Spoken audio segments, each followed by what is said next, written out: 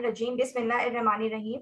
मेरा नाम डॉक्टर सीरा सरफ अकबर है और मैं आप सब लोगों को हाशमानीज ग्रुप ऑफ हॉस्पिटल्स की तरफ से खुश आमदीद कहती हूँ। उम्मीद है आप सब लोग अपने अपने घर वालों के साथ, अपने प्यार करने वालों के साथ महफूज और खैरियत से होंगे। हम लोग आजकल डिस्कस कर रहे हैं कोविड 19 के डिफरेंट उसके जो वेरिएंट्स हैं उसके हवाले से कि हमारे पास कोविड 19 गुज़िश्ता 2 सालों से हमारे बीच मौजूद है। उसके मुख्तलिफ जो है वेरिएंट्स हमारे सामने आए हैं, अल्फा डेल्टा बहुत सारे। और फिर इसके बारे में लोगों के जहनों में अभी तक बहुत सारी ऐसी चीजें हैं कि कोविड 19 के और कितने इस तरह के जो वेरिएंट्स हमारे सामने आएंगे। और ये जो डिफरेंट टाइप्स के हम मुख्तलिफ अभी तक इसके वेरिएंट्स को जो फेस कर रहे हैं उसकी क्या डिफरेंट इसमें डिस्टिंक्शन क्या है, किस तरीके से हम इसको जो है मुख्तलिफ इकसाम के जो है वेरिएंट्स को जो है अपने साइन एंड सिम्टम्स के लिहाज से, डायग्नोसिस के हवाले से, देन इसकी मैनेजमेंट के हवाले से हम इसको जो है डिफरेंशिएट कर सकते हैं। तो आज हम आपके सामने ये इसी टॉपिक पर जो है वेबिनार लेकर आए, जिसका हमारे पास टॉपिक है Omicron the variant of concern. और इसके ऊपर आज हमारे साथ बात करने के लिए मौजूद है प्रोफेसर डॉक्टर रफीक हनानी साहब। He is MBBS MPhil PhD, professor of pathology LMCD, molecular pathologist and director of Hashmanis laboratory, director safe Covax and president of infection control society of Pakistan. अस्सलाम वालेकुम सर, कैसे हैं सर आप? जी वालेकुम सलाम doctor Sadaf, thank you for your introduction. जरा से एक चेंज आई है कि मैं अब I am professor at Baqai university of health sciences या Baqai medical university. Sir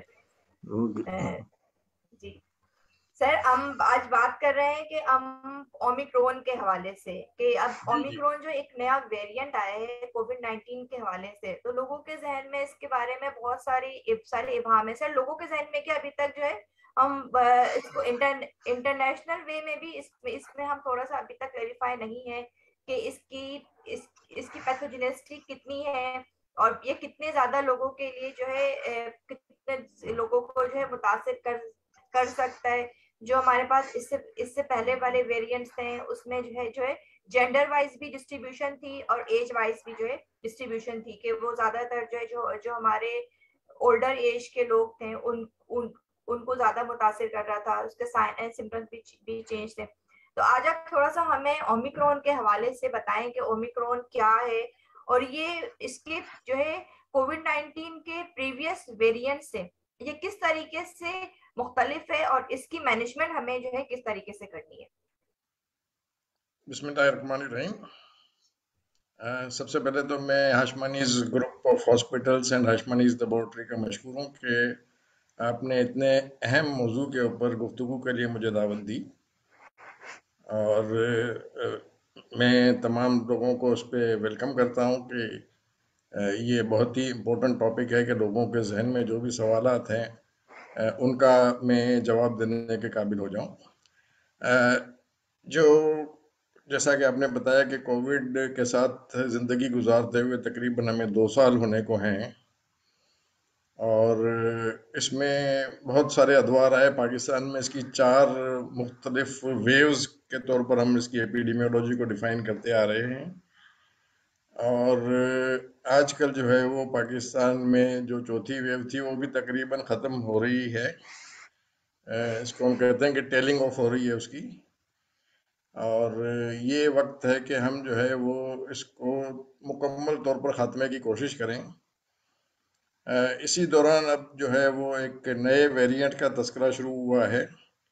variant हम उसको कहते हैं कि जो सबसे पहले हमने कोविड का वायरस आइडेंटिफाई किया था और उसके जीन्स को सीक्वेंस किया था, तो उसको हम मेन या ओरिजिनल वन कहते हैं। और उसमें जैसा कि आप जानती हैं कि ये आरएनए वायरसेस है जो कि बड़ी रैपिडली म्यूटेट करते हैं, तो वो जो म्यूटेशंस आते जाते हैं उसको हम वेरिएंट कहते हैं। और सबसे पहला वेरिएंट जो है वो यूके में निकला था जिसको कैंट या यूके वेरिएंट कहा गया और उसके बाद जो है ना उसको नाम दिया गया alpha. Alpha beta gamma delta ये सारे जो है ना, अ, और ओमिक्रॉन, ये सारे के सारे जो है वो ग्रीक लेटर्स हैं। और वर्ल्ड हेल्थ ऑर्गेनाइजेशन ने और सेंटर्स फॉर डिजीज कंट्रोल ने ये डिसाइड किया कि जो भी वेरिएंट्स आते जाएंगे उनको हम कंसेक्यूटिवली नंबर देते चले जाएंगे ग्रीक लेटर्स से।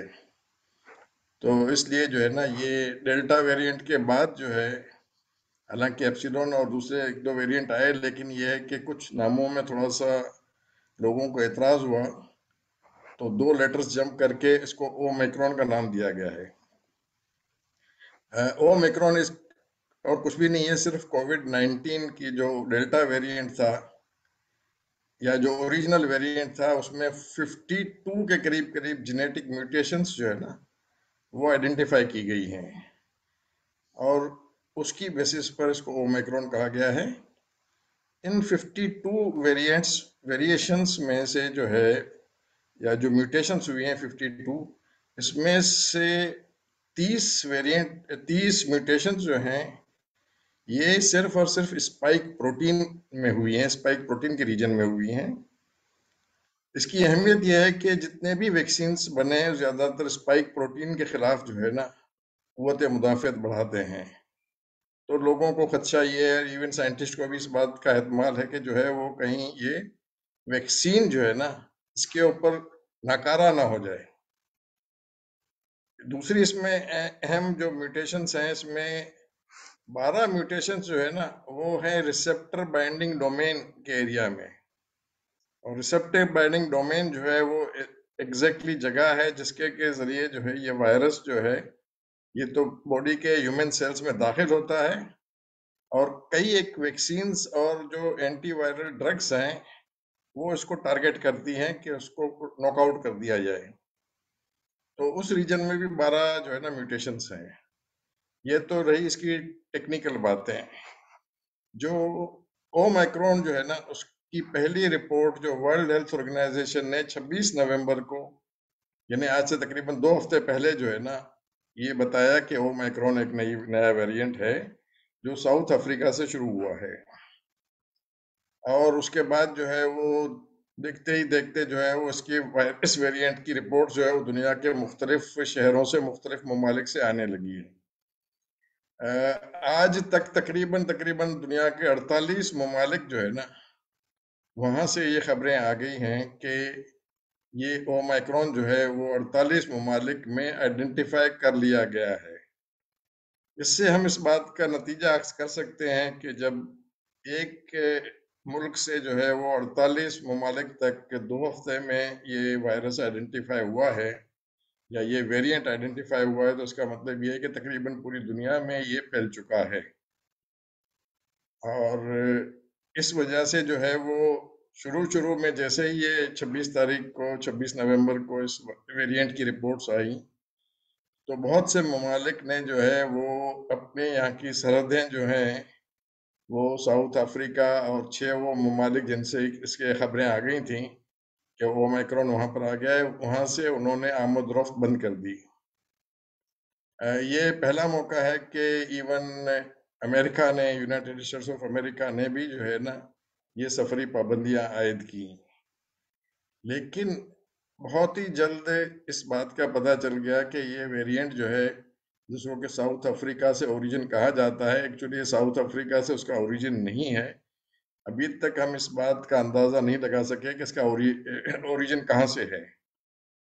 और इसके इस वजह से अब चूंकि 48 ममालिक में ऑलरेडी यह वायरस मौजूद है, तो सफरी पाबंदियां ख़त्म करने के हवाले से दुनिया के मुख्तलिफ ममालिक में कोशिशें भी हो रही हैं, और वर्ल्ड हेल्थ ऑर्गेनाइजेशन ने भी ये रिकमेंड कर दिया है कि ये सफरी पाबंदियां जो हैं वो नामुनासिब हैं, इसलिए कि ये वायरस सिर्फ साउथ अफ्रीका में नहीं है या चंद एक ममालिक तक महदूद नहीं है। तो उम्मीद ये की जाती है कि बहुत जल्दी सफरी पाबंदियां जो है वो ख़त्म कर दी जाएंगी।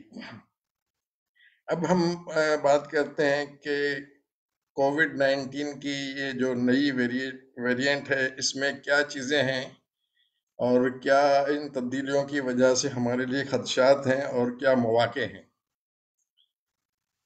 जहाँ तक ताल्लुक है कि इस वेरिएंट का, चूंकि कोविड की जो डेल्टा वेरिएंट है इसके बाद जो है ना ये रिपोर्ट हुआ, तो लोग ज़्यादा घबरा गए कि कहीं डेल्टा की तरह वो भी जो है वो बहुत ही खतरनाक सूरत हाल पैदा ना करे बीमारी की शिद्दत और बीमारी के फैलाव के सिलसिले में। जहां तक ताल्लुक है बीमारी की शिद्दत का, तो एक अच्छी खबर यह है कि ओमाइक्रॉन से अभी तक जितने भी लोग मुतासिर हुए हैं, जिनकी तादाद तकरीबन 300 के करीब है, उसमें किसी को भी शदीद बीमारी नहीं हुई है और ये बहुत ही माइल्ड बीमारी अभी तक इसने जाहिर की है। और दूसरी जो ख़ास बात उसकी वो ये है कि इसके ज़्यादातर मुतासरीन जो हैं वो यंग लोग हैं, जिनकी के उम्रें तकरीबन 30 से 40 के बीच में हैं या उससे कम हैं। तीसरी ख़ास बात जो अभी तक सामने आई है वो ये है कि इसमें जो इंसान की सूंघने की सलाहियत, जो कि कोविड में काफ़ी हद तक ख़त्म हो जाती थी काफ़ी केसेस में, या खाने का जो जायका ख़त्म हो जाता था, वो अभी तक इसमें रिपोर्ट नहीं हुआ है। अभी तक किसी भी शख्स को जिसको कि ओमाइक्रॉन से इन्फेक्शन हुआ है, उसको हॉस्पिटल में दाखिल करने की ज़रूरत भी पेश नहीं आई है, न किसी को ऑक्सीजन थेरेपी की ज़रूरत पेश आई है। तो ये बहुत सारी चीज़ें ऐसी हैं जो कि अभी तक फेवरेबल मानी जा रही हैं कि अगर ओमाइक्रॉन जो है वो डेल्टा या दूसरे जो वेरिएंट हैं उनको अगर ये रिप्लेस कर देता है और ये बहुत ही माइल्ड अगर इन्फेक्शन कर रहा है, तो उसकी वजह से हमारे जिस्मों में कुव्वत मुदाफ़ियत आ जाएगी और एक तरह का ये वैक्सीन का काम भी कर सकता है। लेकिन अभी ये कहना काफ़ी कबलज़ वक्त है, चूंकि हमने तकरीबन 300 के करीब ही क्लिनिकल केसेस देखे हैं पूरी दुनिया में। तो जैसे जैसे केसेस की तादाद बढ़ती जाएगी और इन बातों का इल्म हमें ज़्यादा होगा कि ये कितनी शिद्दत की बीमारी कर सकता है, उसके बाद हम ये नतीजा अक्स कर सकेंगे कि क्या ये बीमारी जो है, जो ओमिक्रॉन के ज़रिए फैल रही है, वो हमारे लिए ख़तरनाक है या नहीं है। जहाँ तक ताल्लुक है कि अभी तक की जो मालूमात हैं उसके तहत, एक तो ये है कि ज़्यादातर केसेस इसके जो रिपोर्ट हुए हैं या देखे गए हैं वो वैक्सीनेटेड लोगों में देखे गए हैं। दूसरी चीज़ जो इसमें देखी गई है वो ये है कि जिन लोगों को ये इन्फेक्शन हुआ है, ये 3 से 4 दिन में बिल्कुल ठीक हो गए हैं। बुखार, जैसा कि आम कोविड में भी बुखार एक अहम अलामत थी और जिस्म के दर्द की अलामत भी थी, तो बुखार और जिस्म का दर्द जो है, और बुखार के साथ की जो चीज़ें होती हैं कि सर में दर्द होना, बाज़ लोगों को जो है वो मतली की कैफियत होना, ये चीज़ें जो हैं वो इसके साथ अलामात जो हैं, अहम अलामात हैं, उसमें अभी तक यही अलामात सामने आई है। जहाँ तक ताल्लुक है कि जो साइंटिस्ट्स की राय है कि वैक्सीन्स जो अभी हम इस्तेमाल कर रहे हैं, वो वैक्सीन अभी तक जो है वो इफ़ेक्टिव साबित हो रहे हैं और अभी तक ये रिकमेंडेशन है कि वैक्सीनेटेड लोगों में जो भी बीमारी होती है उसकी शिद्दत बीमारी की बहुत कम हो रही है। तो इसलिए जो है जो मौजूदा वैक्सीन्स और जो बूस्टर्स लगाए जा रहे हैं उनका इस्तेमाल जारी रखा जाए। मैं स्क्रीन शेयरिंग करके कुछ चीज़ें दिखाना चाह रहा हूँ। जी बिल्कुल श्योर सर, आप हमें जो कुछ अगर चीजें हमसे आप शेयर करना चाहें थ्रू थ्रू स्क्रीन, तो यू कैन डू दिस।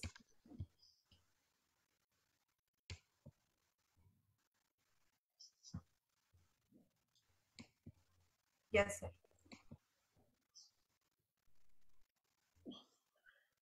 तो चूंकि जैसे कि मैं बता चुका हूँ कि अब उन ममालिक का नाम गिनवाने का कोई फ़ायदा नहीं है, क्योंकि 48 ममालिक ऑलरेडी इसके केसेस को रिपोर्ट कर चुके हैं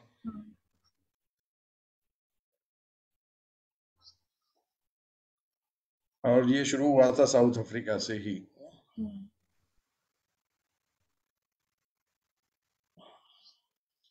इसमें एक अहम चीज़ जो है जो देखी गई है, जब हमने उसकी जेनेटिक एनालिसिस लैब्स में की गई, कि एस जीन टारगेट फेल्योर जो है ना, ये देखा गया है। और ये जो है वो कई एक पीसीआर के टेस्ट जो है ना, वो जो खासतौर पर शुरू में डेवलप किए गए थे, वो एस जीन की मदद से जो है वो तशखीस की जाती थी कोविड के इन्फेक्शन की। तो इसमें कुछ केसेस में म्यूटेशंस ऐसे देखे गए हैं कि एस जीन का टारगेट फेल्योर जो है ना, या एस जीन ड्रॉप आउट इसमें कहा जाता है, जिसकी वजह से इस बात का खदशा है कि जिसको इन्फेक्शन हुआ होगा उसका भी पीसीआर टेस्ट नेगेटिव आ जाए।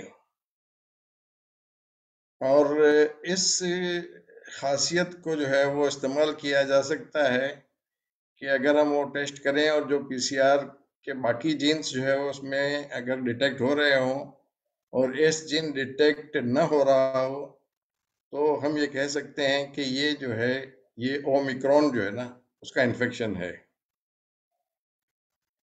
लेकिन अब ज्यादातर जो टेस्ट्स आ गए हैं वो सिर्फ एक एस जीन को टारगेट नहीं कर रहे हैं, बल्कि दूसरे जीन्स को भी डिटेक्ट करते हैं।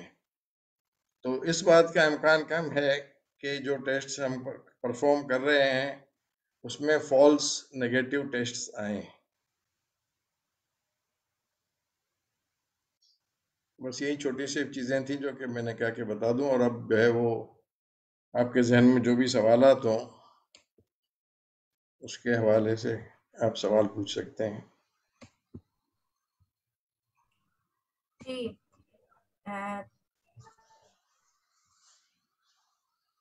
Thank you so much sir for this wonderful talk. आपने जो है इतना हमें डिस्क्राइब किया अबाउट ओमिक्रॉन, इसके बारे में लोगों का भी बहुत, हमारे जहनों में बहुत सारे क्वेश्चंस हैं। इसके साइन एंड सिम्टम्स के बारे में आपने बताया कि जो है थोड़े से डिफरेंट हैं अदर जो इसके जो है वेरिएंट्स हैं। अच्छा सर, हमारे पास जैसे अभी जो लोग हमारे हमारे हमारे हर्षमानी ग्रुप हॉस्पिटल के फेसबुक पेज से जिन्होंने हमें ज्वाइन किया हुआ है, उनमें से अभी एक है रिमशा जाहिर अली शाह। उन्होंने हमसे एक सवाल ये पूछा है कि जो वैक्सीनेशन के आपने अभी जैसे बताया कि जो है वैक्सीनेशन में जैसे हम डिफरेंट टाइप की वैक्सीन के बारे में बात कर रहे हैं, तो ये इसकी अभी ओमिक्रॉन में भी इसकी एफिकेसी मौजूद है। लेकिन जब हम बात करते हैं कि बूस्टर्स के हवाले से, अभी जैसे हमारे पास बूस्टर डोजेस का भी आगाज हुआ है कि जैसे कुछ हमारे पास ग्रुप्स ऐसे हैं जैसे हेल्थ केयर वर्कर्स हैं या जो कुछ इम्यूनो कॉम्प्रोमाइज पेशेंट्स हैं उनके लिए। तो सर ये जो है ये वैक्सीन की बूस्टर्स किस हद तक जो है ये फिर ओमिक्रोन, या अगर हमारे पास अगर हम अब कुछ आइंदा आने वाली कोविड 19 की डिफरेंट वे उसकी जो है वेरिएंट्स के हवाले से बात करें, तो ये उसके लिए किस हद तक जो है इफेक्टिव साबित होंगी। और सर इसमें थोड़ा सा हमें ये बताया कि एज वाइज, कि जैसे एज वाइज और ग्रुप वाइज इसकी हमें डिस्ट्रीब्यूशन लाजमी है, या फिर ये सबके लिए जो है इसको जो है एक लाजमी चीज होना चाहिए कि बूस्टर को जो है लाजमी अवेल करें। ये आपने बहुत ही अहम सवाल किया है। और यकीनन जो है ना, जो बूस्टर डोजेस की बात हो रही है, तो सबसे पहले तो ये है कि जिन लोगों ने प्राइमरी वैक्सीनेशन नहीं करवाई, यानी पहली दफा ही नहीं करवाई, उनको तो सबसे पहले अपनी प्राइमरी वैक्सीनेशन के दोनों डोजेज लगवाने हैं। दूसरी नंबर पर हम कहते हैं कि वो लोग जिन्होंने सिर्फ एक डोज लगवाया है, पहला और दूसरा डोज अभी तक नहीं लगवाया किसी भी वजह से, या वो भूल गए हैं, तो उनको दूसरा डोज लगवा लेना चाहिए। उसके बाद बात आती है बूस्टर्स की। बूस्टर्स जो है वो उन डोजेस को कहा जाता है जो प्राइमरी वैक्सीनेशन जब कंप्लीट हो जाती है, यानी दो डोजेज आपने लगा लिए, उसके बाद जब आप लगाएंगे तो वो एक सिंगल डोज होगा और उसको बूस्टर डोज कहा जाता है। आमतौर पर जो रिकमेंडेशन है पाकिस्तान में एनसीओसी के हवाले से भी, वो ये है कि 6 महीने गुजर जाएं दूसरा डोज लगे हुए आपको, तो आप बूस्टर डोज लगवाएं। और बूस्टर डोज लगवाने में पहली प्रेफरेंस जो दी जा रही है, ये उन लोगों को दी जा रही है जिनकी के एज जो है वो 50 साल से ज्यादा है, या वो किसी भी ऐसी बीमारी का शिकार हैं जिसमें कि इंसान की कुव्वत मुदाफ़अत कम हो जाती है, जिसमें ख़ास तौर पर वो मरीज या वो लोग जिनको कि कैंसर हुआ हुआ है और जो कैंसर की अद्वियात ले रहे हैं, वो सबसे ज़्यादा वल्नरेबल कहलाते हैं।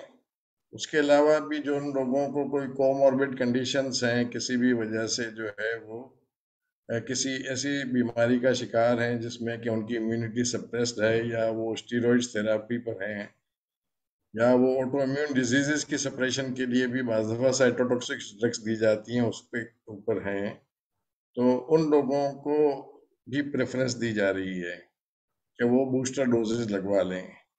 लेकिन चूंकि ये प्रेफरेंसेस इसलिए रखी गई हैं कि जो ज़्यादा मुतासर होने के खदशात जहाँ पर हैं उनको पहले टैकल कर दिया जाए, और बाद में जो है वो आवाम आम लोगों के हद तक जो है ना वो बूस्टर्स जो है ना उसको ओपन किया जाए। तो अभी तक जो है वो बूस्टर डोजेज जो है वो इन दो अहम ग्रुप्स में जो है ना वो शुरू कर दी गई है पाकिस्तान में, और वक्त के साथ साथ जो है वो जनरल पब्लिक में भी बूस्टर डोज जो है ना वो ओपन कर दिया जाएगा। ये बात देखी गई है कि अगर आपने वैक्सीन लगवाया है, तो अगर ये वेरिएंट जो नए आ रहे हैं जैसा कि आपने कहा, और अभी तक तो ओमिक्रॉन आया है, ओमिक्रॉन के बाद के वेरिएंट्स भी जब आएंगे, तो ये देखा गया है कि वैक्सीन लगाने की वजह से आपकी जो इम्यूनिटी है ना, अगर वो वायरस जो है वो इतना म्यूटेट कर गया होगा कि वो कुव्वत मुदाफ़त न बढ़ा पाएगा बरह रास्त उस पर्टिकुलर वेरिएंट की, लेकिन आपकी जनरल कुव्वत मुदाफ़त इतनी बढ़ जाती है कि आपको क्रॉस प्रोटेक्टिव इम्यूनिटी मिल जाती है, और उस सूरत में बीमारी की शिद्दत कम होती है। बिल्कुल सही, आपने बिल्कुल सही सही जो है एक सही बात कही कि वैक्सीनेशन जो है हमें हर बीमारी की एक तो जो है उसकी बहुत ज्यादा सिविरिटी से और फिर हॉस्पिटलाइजेशन से जो है महफूज रखने का एक बहुत ही बेहतर तरीका होता है। सर एक चीज हम ये भी सुनने में आ रहे हैं कि अभी जब जब हम ओमिक्रॉन की बात करते हैं तो फर्स्ट जैसे जब जब से ये वाला न्यू न्यू वेरिएंट आया है, तब हम ये चीज भी डिस्कस कर रहे हैं कि ऑल ओवर द वर्ल्ड के ये जो ओमिक्रॉन है इसकी जो है ट्रांसमिस इसकी जो है ट्रांसमिट होने की जो इसका रेशियो है कि एक पर्सन से दूसरे पर्सन में ये जब ट्रांसमिट होता है तो इसका रेशियो डिफरेंट वेरिएंट से जो है थोड़ा सा कहना चाहिए कि जो है थोड़ा सा ये तेज जो है एक से दूसरे पर्सन में जो है ट्रांसफर होता है। तो आपकी क्या राय है इस बारे में? जी जी, आपने ये बहुत ही अहम बात की है, और मैं अपने प्रेजेंटेशन में इसका तस्करा करना भूल गया था कि इस वेरिएंट की ट्रांसमिसिबिलिटी जो है वो जो अभी तक के प्रीवियस वेरिएंट्स थे उसके मुकाबले में 2.5 गुना ज्यादा है। इसको हम कहते हैं कि रिप्रोडक्टिव पोटेंशियल जो है ना इसका R0 जो है वो काफी ज्यादा है। अभी तक ये तखमीना लगाया गया है कि इसका इनिशियल जो R0 है वो 4 to 5 है, लेकिन कुछ हफ्तों के बाद जो है ना ये टोटली स्टेबलाइज होगा, तब हम सही तरह से बता सकेंगे कि इसकी ट्रांसमिशन ट्रांसमिशन पोटेंशियल कितना ज्यादा है। ठीक है सर, एक चीज एक हमें एक क्वेश्चन अभी हमारे पास आया है, हमसे अभी इन्होंने पूछा है, इनका नाम है, मैं आपको इनका नाम बताती जाऊं। ये है मोहम्मद उमैर साहब। इन्होंने हमसे पूछा है के पैसिव इम्यूनाइजेशन टेक्निक्स ये जो है ओमिक्रॉन के वेरिएंट के लिए या फिर डिफरेंट टाइप्स के जो कोविड के वेरिएंट्स हैं उसके लिए किस हद तक इफेक्टिव है? देखें, जो पैसिव इम्यूनाइजेशन का मतलब ये है कि किसी शख्स को अगर कोविड हुआ है और वो उससे रिकवर कर गया है, तो उसके जिस्म में एंटीबॉडीज बन जाती हैं, और उन एंटीबॉडीज को नए मरीजों के इसमें बीमारी की रोकथाम या उसकी शिद्दत में कमी के लिए इस्तेमाल किया जाता है। तो ओमिक्रॉन को तो अभी आए हुए चूंकि 2 हफ्ते हो गए हैं, तो हमारे लिए कुछ भी कहना एक तो कबलस वक्त है, दूसरा ये है कि अभी तक चूंकि किसी भी मरीज को इतनी शदीद बीमारी ही नहीं हुई है कि उसको किसी किस्म की एंटी सीरम की थेरेपी दी जा सके, तो वैसे भी उसकी ज़रूरत भी महसूस नहीं की जा रही कि उसकी ज़रूरत पड़ेगी। जहाँ तक उसका इस्तेमाल जो है वो डेल्टा या दूसरे वायरसेस के सिलसिले में है, तो अभी तक बहुत ही कोई इसका रोल बहुत अच्छी तरह से इस्टेब्लिश नहीं हो पाया है। और साइंटिस्ट की इस मामले में मुख्तलिफ आरा हैं। ज़्यादातर साइंटिस्ट का मानना ये है कि चूंकि अब बेहतर एंटीवायरल आ गई हैं कोविड के खिलाफ, तो शायद एंटी सीरा के बजाय वो एंटीवायरल के इस्तेमाल को जो है ना वो ज़्यादा तरजीह दी जाएगी। जी। अच्छा, अ, जो लोग हमें हमें हमारे हाशमानीज ग्रुप ऑफ हॉस्पिटल्स के फेसबुक पेज से सुन रहे हैं, देख रहे हैं, उनके लिए ये क्वेश्चन ये है कि अगर उनके जहन में ओमिक्रॉन के हवाले से, डेल्टा वेरिएंट के हवाले से, इवन कोविड-19 के हवाले से कोई भी उनके जहन में क्वेश्चन है, तो प्लीज हमसे शेयर करें। हमारे साथ आज मौजूद हैं डॉक्टर रफीक हनानी साहब। तो आज हम आपको जो है आपके तमाम सवालों के जवाब देंगे इंशाल्लाह। अच्छा, हमें सर एक और क्वेश्चन ये मिला है कि सर ये क्वेश्चन जो है ना, ये सिर्फ मैं कहूंगी कि जो है ओमिक्रॉन के हवाले से नहीं है। ये क्वेश्चन जो है कोविड-19 को जब से हम देख रहे हैं, जब से स्पेशली उसकी वैक्सीनेशन स्टार्ट हुई है, तब से ये क्वेश्चन लोगों के जहन में है। बार बार ये चीज हमारे सामने आ रही होती है कि जो लोग वैक्सीनेशन कर अपनी जो है कंप्लीट कर लेते हैं, वो चाहे किसी भी टाइप की जो है वैक्सीनेशन इस्तेमाल कर रहे हैं, तो उसके बाद री इन्फेक्शन, जैसे कुछ लोगों को आफ्टर वैक्सीनेशन भी जो है इसका जो इन्फेक्शन हुआ है, और फिर उसके बाद दोबारा से यानी कि उनको री इन्फेक्शन भी हुआ है। तो सर लोगों के जहन में ये एक सवाल भी होता है। तो आज मैं चाहूंगी कि प्लीज इसका भी आप हमें जो है इसका एक आंसर दें, ताकि लोगों के जहन से इसके बारे में भी जो एक इबाहम है वो खत्म हो।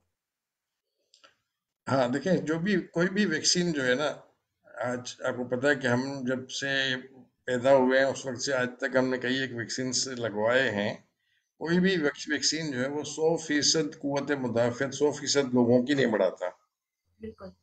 तो एक तो ये है कि कुछ लोगों में वैक्सीन जो है वो इफेक्टिव होता ही नहीं है, और वो जो एंटीबॉडीज उसको बनानी होती है वो बना नहीं पाता।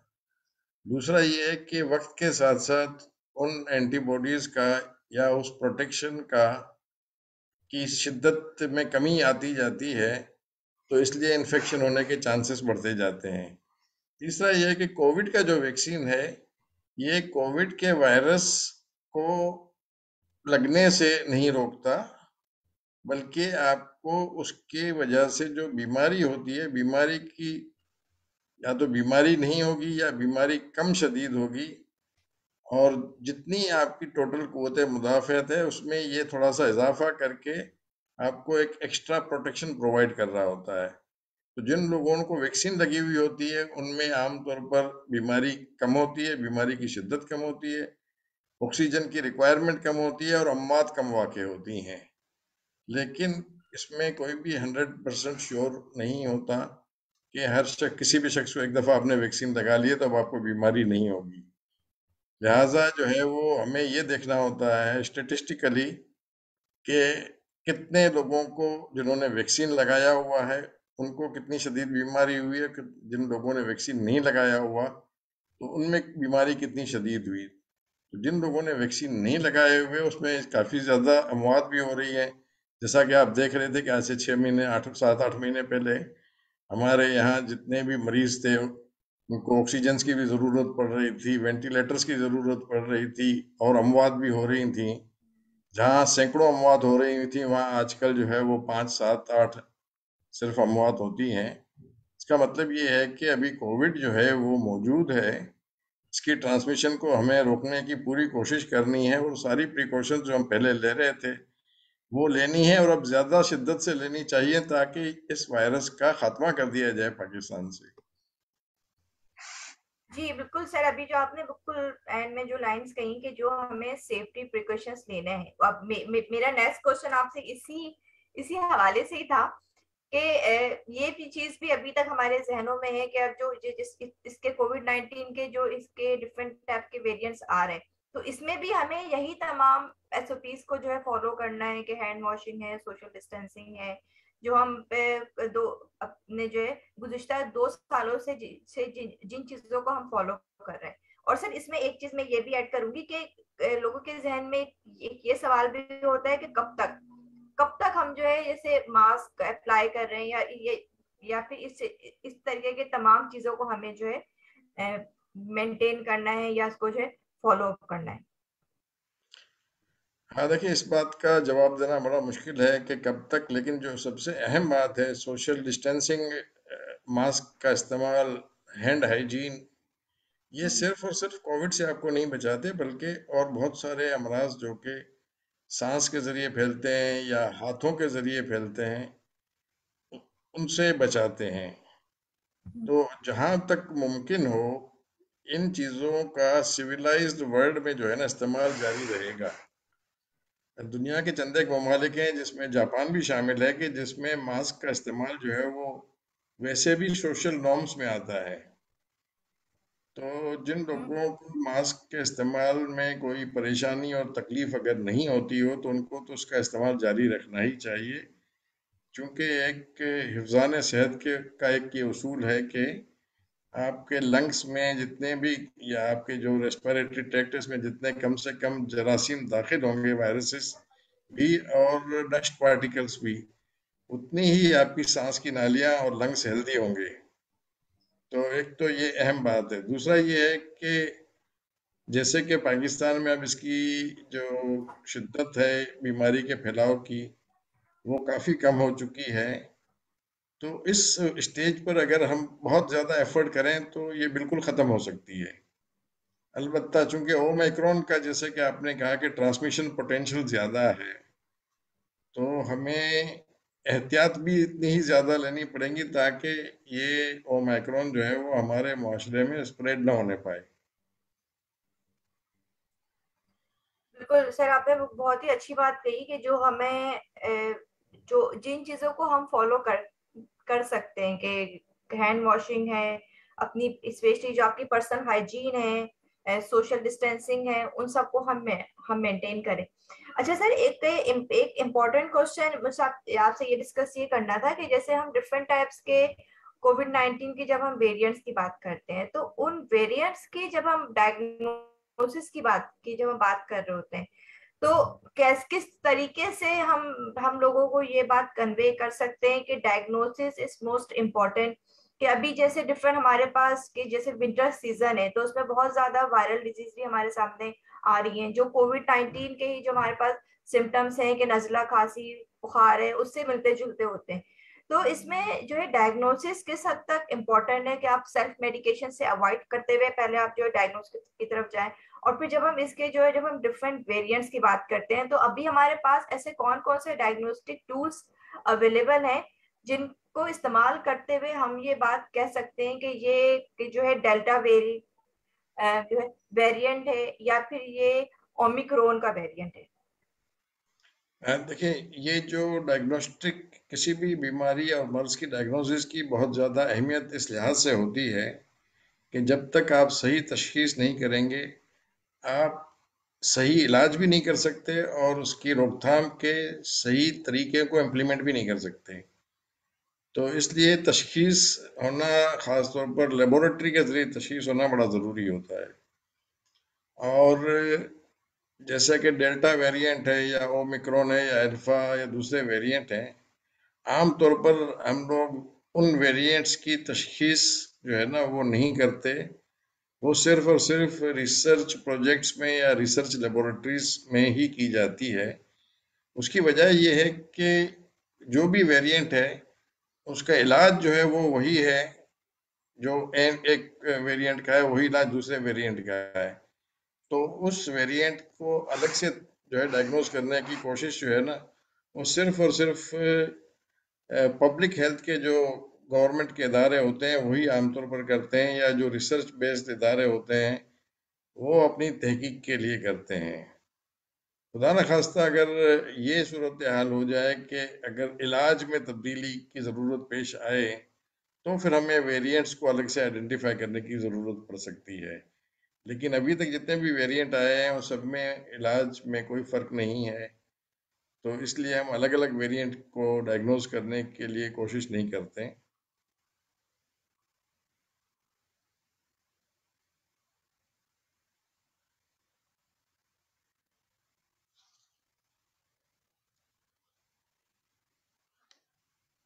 आपकी आवाज़ नहीं आ रही। जी जी जी जी सर।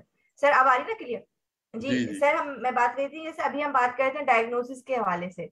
अभी हम जैसे बात करते हैं अगर इसकी ट्रीटमेंट के हवाले से, अब इसको हमारे पास कोविड 19 को तकरीबन 2 साल हमारे पास पूरे हो चुके हैं कि ऑल ओवर द वर्ल्ड। तो आप क्या देखते हैं कि इसकी ट्रीटमेंट के हवाले से एक साइंटिफिक फील्ड में या एक मेडिकल फील्ड में किस तरीके से जो है चेंजेस आई हैं, या कोई ऐसी चीज आई है जिसको हम कह सकें कि हम जो है कोरोना वायरस का इलाज हमने जो है इसको आइडेंटिफाई कर लिया है? अ, जी, देखें, कोरोना वायरस के इलाज के लिए जो है वो कई एक मुख्तलिफ मेडिसिन्स और स्ट्रेटजीज जो है ना वो इस्तेमाल की गई हैं। और उसमें जो, जैसा कि आपके पहले के सवाल में भी था, कि जो मरीज उससे ठीक हुए हैं कन्वालिसेंट सीरम, उससे भी उनका इलाज किया गया है। उसका इलाज जो है वो एंटीबॉडीज जो है ना उनको कंसंट्रेट करके जो है वो उसके इंजेक्शंस बना के भी किया गया है। और रेमडेसिविर और बहुत सारी जो है वो एंटीवायरल ड्रग्स जो हैं उनको भी इस्तेमाल किया गया। और अब तकरीबन जो है वो चंद हफ्तों से क्लिनिकल ट्रायल्स में दो या तीन ऐसी अद्वियात हैं जो कि बहुत ही ज़्यादा प्रॉमिसिंग रिजल्ट्स दे रही हैं। तो उम्मीद ये है कि ये दवाएं जो हैं ये जो अप्रूवल के तमाम रेगुलेटरी मराहल से हैं उससे गुजर के कामयाब तौर पर इस्तेमाल होने लगेंगी चंद एक हफ्तों में। तो बहुत ही अच्छी अद्वियात आ गई हैं। और उससे उम्मीद ये है कि जो भी कोविड से लोग शदीद बीमार होते थे या वेंटिलेटर्स पे चले जाते थे या जिनकी अमवात वाक़ हो जाती थी, हम इंशाल्लाह उनको बचाने में कामयाब हो जाएंगे उन अद्वियात की अवेलेबिलिटी के साथ साथ। लेकिन सबसे अहम चीज़ जो है वो, जैसा कि आप जानती हैं, कि वो इन्फेक्शियस डिजीज़ हैं। जितनी भी इन्फेक्शियस डिजीज़ हैं उसमें prevention is better than cure. और ख़ास तौर पर जो है वो अगर अद्वियात इफेक्टिव भी आ जाएं, तो जो लोग जिनकी कुव्वत मुदाफ़अत कम है, उनकी ओल्डर एज की वजह से या दूसरे किसी भी वजह से, तो उनमें वो अद्वियात भी इतनी मौसर साबित नहीं होंगी जितनी कि एक आम आदमी में होती हैं। तो प्रिवेंशन के ऊपर जो है ना वो हमारा फोकस बिल्कुल रहना चाहिए, मुस्तकिल रहना चाहिए। और ऑर्डिनरी जो चीज़ें हैं, जो सोशल हमारी तौर पर सफाई की आदत है, पाकीज़गी की आदत है, उसको हमें प्रमोट करना चाहिए। सोशल डिस्टेंसिंग को भी मेंटेन करें, मास्क का सही इस्तेमाल करें, और हैंड हाइजीन और पर्सनल सैनिटेशन और हाइजीन जो है वो उसके ऊपर तवज्जो दी जाए। तो बहुत सारी बीमारियों से हम बचेंगे, न सिर्फ कोविड से बल्कि और कई एक अमराज से हम बच सकते हैं। बिल्कुल सर, आपकी बात बिल्कुल सही है कि अगर हम स्पेशली मुख्तलिफ इकसाम की इन्फेक्शन डिजीज की बात करें, तो ये तमाम चीजें मिलकर ही हमें जो है इससे मुख्तलिफ बीमारियों में से महफूज कर रही होती हैं। सर, एक क्वेश्चन है मेरे जहन में हर्ड इम्यूनिटी के बारे में। अभी जैसे जब से ये कोविड 19 स्पेशली जब से आया है, गुज़िश्ता 2 सालों से हम हर्ड इम्यूनिटी के बारे में बहुत ज्यादा सुन रहे हैं, बात कर रहे हैं। लेकिन सर लोगों को अभी तक ये चीज जो है क्लियर हुई नहीं है कि हर्ड इम्यूनिटी क्या है। और कोविड 19 में कि जब हम वैक्सीनेशन की बात करते हैं, तो वैक्सीनेशन और हर्ड इम्यूनिटी किस तरीके से जो है आप आपकी नजर में ये दोनों चीजें किस तरीके से जो है इफेक्टिव है, और ये जो है हमारे लिए कोविड 19 के स्पेशली उसमें अगर अगर हम बात करें इसको तो? हर्ड इम्यूनिटी जो है वो आम तौर पर इस हवाले से इस्तेमाल किया जाता है, ये लफ्ज़ जो है, कि ख़ास तौर पर जानवरों का जो एक काफिला होता है उसको हम हर्ड कह रहे जी होते हैं। जी ठीक है ना? और उसमें अगर 100 जानवर हैं मौजूद, तो किसी अगर एक जानवर बाहर से आया जिसमें कि कोई वायरल इन्फेक्शन था, और वो 100 के 100 जो थे जिनको के कभी भी उस वायरस से एक्सपोजर नहीं हुआ है, तो वो इन्फेक्शन तेजी से फैलकर सब लोगों को मुतासिर कर सकता है, पूरे हर्ड को।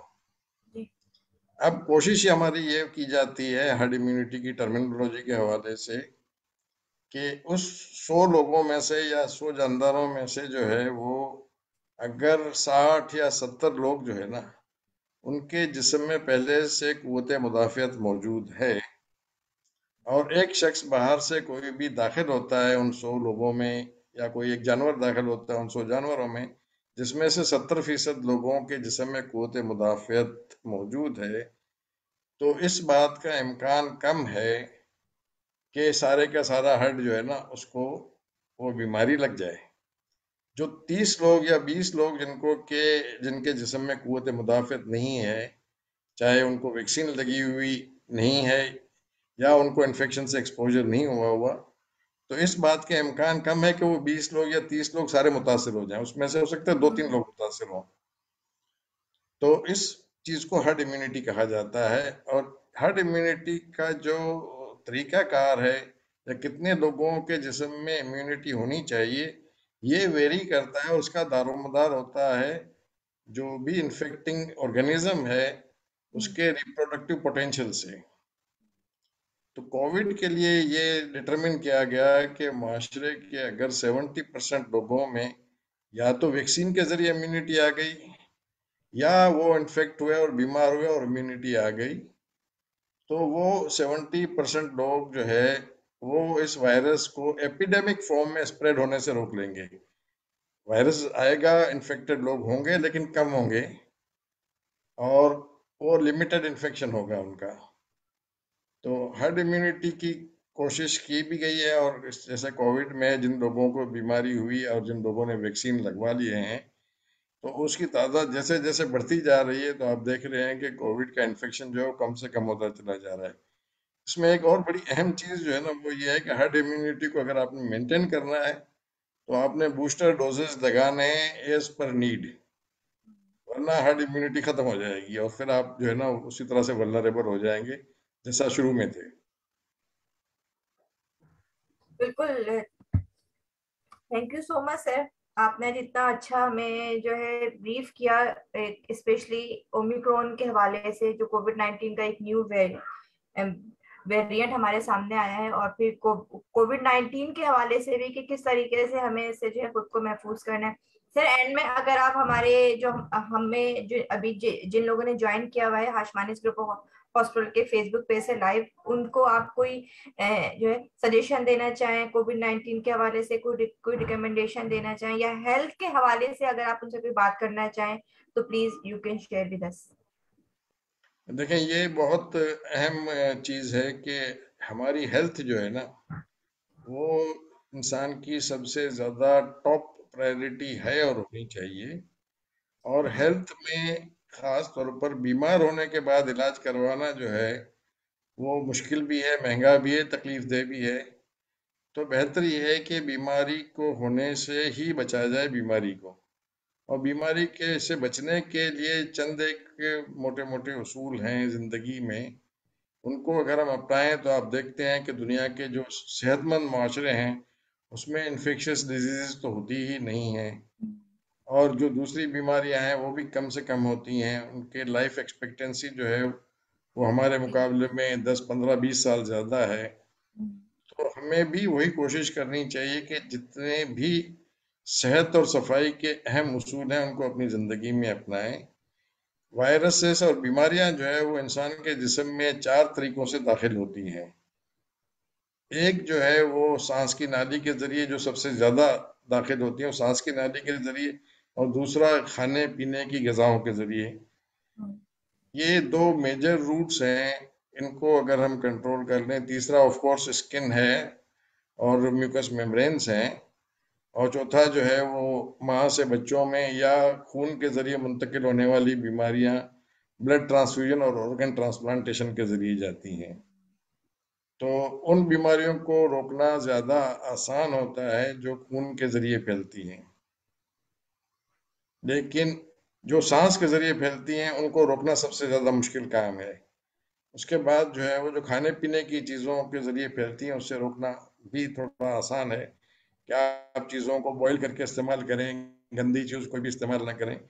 और पूरे मुआशरे में जो जरासीम के जो इंसेक्ट्स के जरिए बीमारियां फैलती हैं, या जो कुत्ते के काटने के जरिए फैलती हैं, ये जो है ये समाजी जिम्मेदारी होती है, खासतौर पर जो इदारे हुकूमत के हैं जो काम कर रहे होते हैं, जो आम सफाई के हवाले से, मच्छरों की रोकथाम के हवाले से, गंदगी या मच्छरों की अफजाइश की जगहों को साफ करने के हवाले से, ये जिस जिसका इदारों का काम है वो पब्लिक हेल्थ के तौर पर वो ऐसा मुआशरा करें कि उनमें खास तौर पर पाकिस्तान में मच्छर जो है आजकल जैसे डेंगू का भी फैलाव हो रहा है, मलेरिया भी हो रहा है, खाने पीने की जरियों से जो है वो टाइफाइड होता है, दूसरी गैस्ट्रोएंटेराइटिस हर किस्म की हो रही है।